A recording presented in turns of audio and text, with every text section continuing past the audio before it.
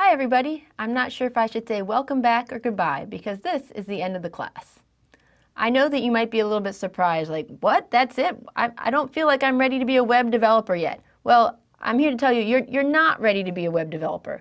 But what you have learned is that with the exception of a few things called forms and a little bit about graphics, you have learned the bulk of the HTML5 tags. You've learned their syntax and their semantics. All right. With that information, you are now ready to go off and learn even more about the areas that really interest you in particular, whether that's design, accessibility, user experience. And it's very important that you had this basic understanding before you go on to these other ideas. So let's think about some of the things you learned. One of the first tools that's now in your tool belt is that you can view and edit files and code, which is something a lot of people have difficulty with. You can use that editor to modify an existing HTML file. You can create one from scratch. There's a lot of different things that you can do using the editors that you've now mastered. You also know the different options for opening a file. I'm not sure if you remember, but just a few short weeks ago, when you saw an HTML file, probably the only thing you could do was open it in a browser.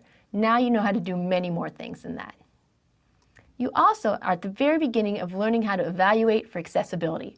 From the first step of viewing other people's source code and looking for those semantic tags, you know the importance that these tags have for people who want to access your page. You also have the ability to go to thevalidator.org to check for well-structured syntactic code, or to go to WebAIM to check for that semantic structure that people may or may not be using in their code. Again, the ability to evaluate accessibility is something that we really need more and more people to know. Finally, you also hopefully know how to publish your site, or at the very least you know the basics if you do decide to publish in the future. You know about domain names, you know about hosting, and you know that you really don't want to buy that one domain name they keep trying to sell you in the Super Bowl unless you're also willing to buy a host. You've also achieved some familiarity, no matter how small, with so many systems that are out there.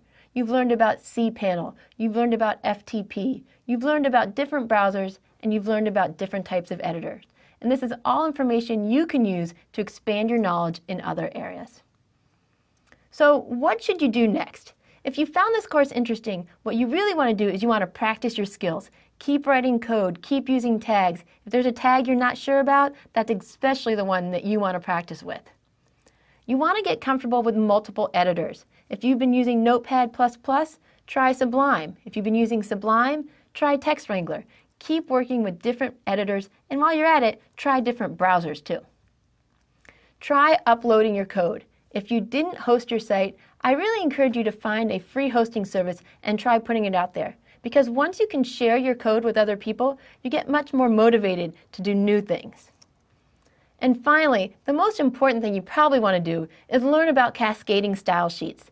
Cascading style sheets is a method you're going to use to take your plain, everyday HTML file and make it look like something really special. Of course, I happen to be offering a course in CSS3, and I hope you'll join me for that. But if you decided that you just don't have the time to do that, I want to let you know that when this course is over and after you've submitted your final project, I will be sending you a link to what I call my secret lecture. And in that secret lecture, I want to show you ways that you can style your page in very simple steps. And I hope it's something you'll enjoy and help you to continue your journey into HTML5.